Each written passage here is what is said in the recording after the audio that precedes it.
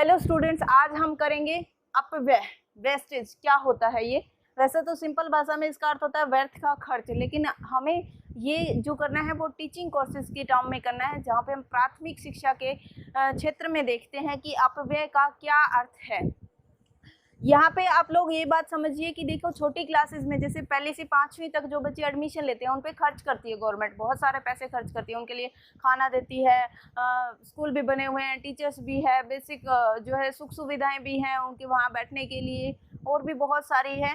तो ये पैसा जो खर्च किया गया है ये तभी फायदेमंद होगा, तभी सार्थक होगा जब जो बच्चे एडमिशन ले और वो पूरी शिक्षा ग्रहण करें।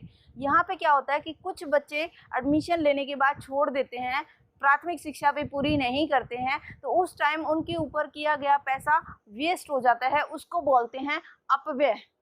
तो यहाँ पे अपव्यय का अर्थ है व्यर्थ का खर्च। ठीक है, अब ये किन कारणों से होता है।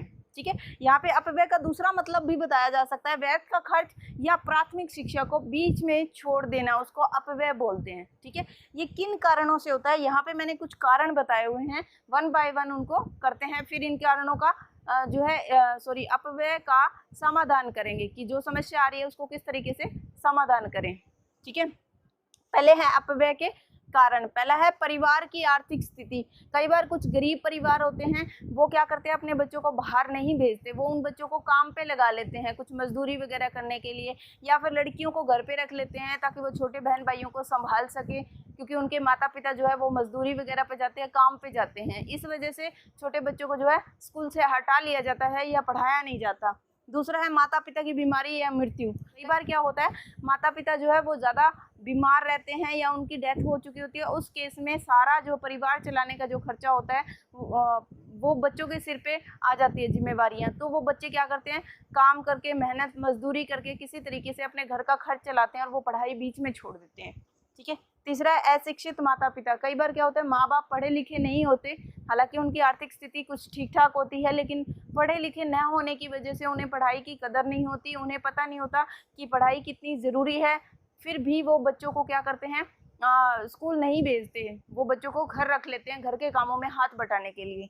ठीक है, चौथा है घर से विद्यालय का अधिक दूर होना। कई बार विद्यालय बहुत ज़्यादा दूर होता है, आने जाने की सुविधा नहीं होती, तो जो गरीब परिवार होते हैं या फिर जो दूर दराज के क्षेत्र में रहने वाले परिवार होते हैं, जिनके पास आने जाने के लिए पर्याप्त पैसा नहीं है या कोई सुविधा नहीं है कि वो स्कूल तक किस तरीके से जाएं, या खासकर लड़कियों को वो वैसे नहीं भेजना चाहते, तो इस तरीके से अगर विद्यालय दूर है तो बच्चों को स्कूल नहीं भेजा जाता।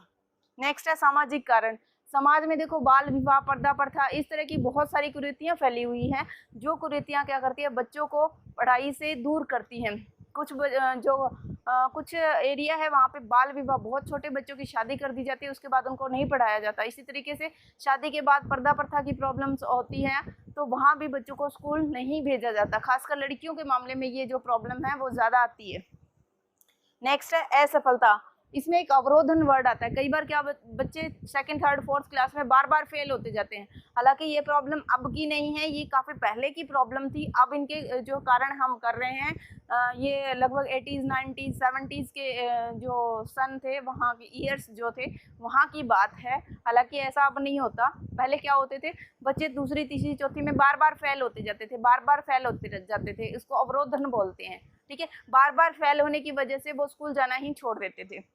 ठीक है, उसके बाद है विद्यालय में भौतिक सुविधाओं की कमी। कई बार क्या होता है, विद्यालय में कमरे नहीं है, पंखा नहीं है, बैठने के लिए टाट नहीं है, पीने के लिए पानी नहीं है, वॉशरूम नहीं है, इस तरह की सुविधाएं नहीं होती, तो पेरेंट्स जो है अपने बच्चों को स्कूल भेजना नहीं चाहते, क्योंकि वहाँ पीने के लिए पानी नहीं है, साफ सफाई नहीं है, तो फिर पेरेंट्स नहीं भेजते।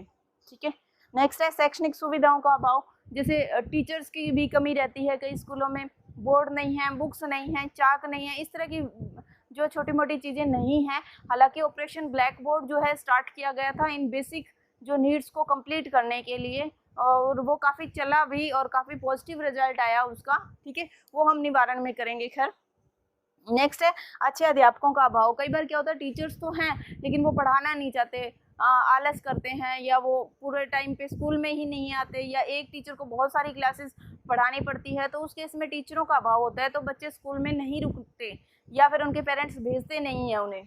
ठीक है, नेक्स्ट है दंड का भय। हालांकि अब ये भी नहीं है, पहले क्या होता था, बहुत ज़्यादा मारा पीटा जाता था बच्चों को, छड़ी मारी जाती थी, शारीरिक दंड दिया जाता था। ठीक है, तो बहुत सारे छोटे बच्चे इस डर से स्कूल ही नहीं जाते थे कि वहाँ पे मारा पीटा जाएगा।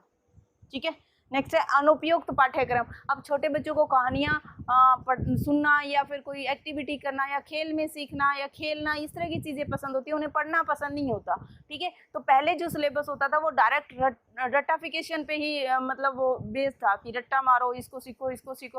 हालांकि आजकल जो है एक्टिविटी बेस्ड लर्निंग आ गई है, जॉयफुल लर्निंग है, लेकिन ये पहले का, मैं पहले बता रही हूँ कि ये पहले की सिचुएशन शो कर रहा है। तो वहाँ पे क्या होता था, सिलेबस उनके अकॉर्डिंग नहीं होता था, क्यूरिकुलम नहीं होता था, बच्चे इंटरेस्ट ही नहीं लेते थे पढ़ने में।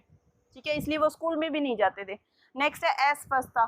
कई बार बच्चे बीमार हो, लंबे टाइम से कुछ बीमारी चल रही हो, जो है कुपोषण के शिकार भी कुछ बच्चे होते हैं कुछ एरिया में जहाँ पे भुखमरी वगैरह, गरीबी वगैरह ज़्यादा होती है, तो वो वीकनेस होती है उनके अंदर, वो स्कूल नहीं जा सकते। ठीक है, कुछ बच्चे वैसे ही बीमारी की वजह से स्कूल जाना छोड़ देते हैं।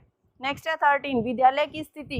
कई बार क्या होता है, स्कूल किसी सिनेमा घर के पास होता है, तो बच्चे क्या करते हैं, जैसे ही थोड़ा सा फ्री हुए निकले और उधर चले गए मूवी देखने के लिए। ठीक है, ये पहले होता था, अब नहीं है ये भी।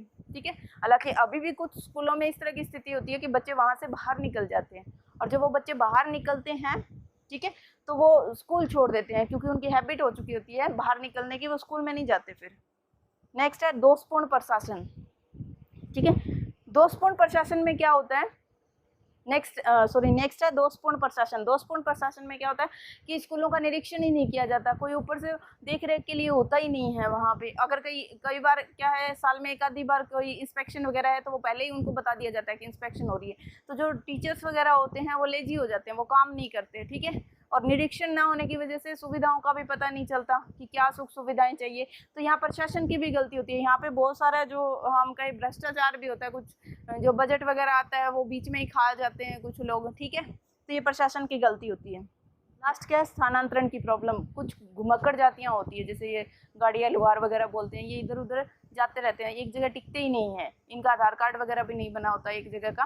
ठीक है, तो ये अपने बच्चों को एडमिशन नहीं करवा सकते, क्योंकि अगर एक जगह एडमिशन करवाते तो फिर इनको दूसरी जगह जाना होता है कमाने वगैरह के लिए। ठीक है, तो इस तरीके के बच्चे जो है स्कूल बीच में छोड़ देते हैं। अब हम करेंगे अपव्यय की समस्या के समाधान के उपाय। आपकी सुविधा के लिए मैंने पहले ही लिख के रख रखे हैं। तो इसमें पहला करेंगे विद्यालय सुविधाओं का विस्तार। विद्यालय में जो सुविधाएं हैं, मान लीजिए कमरे हैं, छत का पंखा है, बाथरूम है, ठीक है, उसके अलावा साफ सफाई है, पीने की पानी की व्यवस्था, तो ये इन सब सुविधाओं का जो है विस्तार किया जाना चाहिए। दूसरा है छात्रावास की व्यवस्था।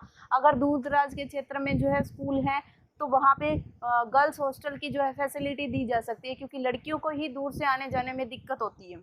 थर्ड है अभिभावकों की शिक्षा। अब जो अभिभावक जो है पढ़े लिखे नहीं है या कम पढ़े लिखे हैं, उनको प्रौढ़ शिक्षा के माध्यम से जो है शिक्षा दी जा सकती है। इसके अलावा उनको जागरूक भी किया जा सकता है कि अपने बच्चों को शिक्षा जो है कंप्लीट करवाइए। नेक्स्ट फोर्थ है विद्यालय में दोपहर के भोजन की व्यवस्था। कुछ गरीब बच्चे जो होते हैं वो अपने भोजन का बंदोबस्त करने के लिए स्कूल में नहीं आते, मेहनत मजदूरी करते हैं, तो अगर स्कूल में उन्हें दोपहर का भोजन मिलेगा तो वो खाना खाने के लालच में वहाँ पे आएंगे, और इस तरीके से जो है हम अपव्यय को रोक सकते हैं।